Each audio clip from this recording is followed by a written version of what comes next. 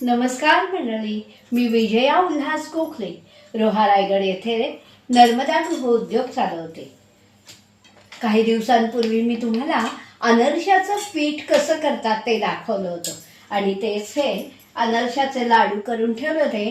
त्यातले 2-3 लाडू मी आता तेलाचा हात घेऊन मळले आणि त्याचे आता अनरसे करते. रविवारीच आता अधिक महिना चालू होतं. अधिक महिन्याला धोंडा महिना, पुरुषोत्तम मास असे म्हणतात आणि तेव्हा हे अनरशाचं वाण जावयाला किंवा ब्राह्मणाला देतात. तर हे अनरसे कसे होत आहेत ते पाहू. हे अनरशाचं पीठ मी दुधाचा किंवा तुपाचा हात घेऊन मळून घ्यायचं आहे. तूप कढईत तापत टाकलं आणि आता ही खसखस घ्यायची आणि त्याच्यावर हे थापायचे अनरसे आणि ते तळून काढायचे. थोडेसे अनरसे मी तुम्हाला तळून दाखवते आणि बाकी तुम्ही करून बघा. तर अशा छोट्या छोट्या गोळ्या घ्यायच्या आणि हे खसखशीवर अनरसा थापायचा.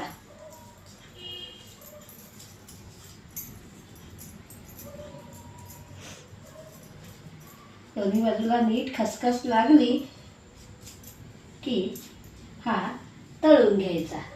तेल जास्त हे करायचं, तळताना काळजी घ्यायची कारण तो लगेच करपतो किंवा जास्त रंगावर तळला जातो. त्यामुळे काळजीपूर्वक तळाचा, त्याला जाळी पडते व्यवस्थित आणि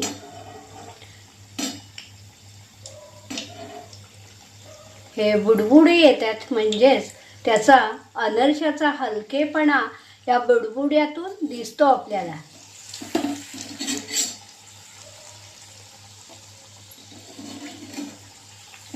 हलक्या हाताने तळावा लागतो. जाळीदार अनरसा त्यातलं तूप काढून घ्यायचं. जाळीदार अनरसे तयार आहेत. कसे झालेत नक्की करून बघा. चॅनलला सबस्क्राईब करा, लाईक करा, शेअर करा आणि या पुरुषोत्तम मासाच्या तुम्हाला शुभेच्छा. पुरुषोत्तम मासामध्ये अधिकाधिक देवभक्ती करा, विष्णूंची भक्ती करा, विष्णू सहस्रनाम वाचा. काही ठिकाणी काकड आरती होते. तर अशा प्रकारे हा महिनाभर त्याची भक्ती करून अनरशाचं वाण देऊन पुरुषोत्तम मास, अधिक मास साजरा करा. नर्मदे हर.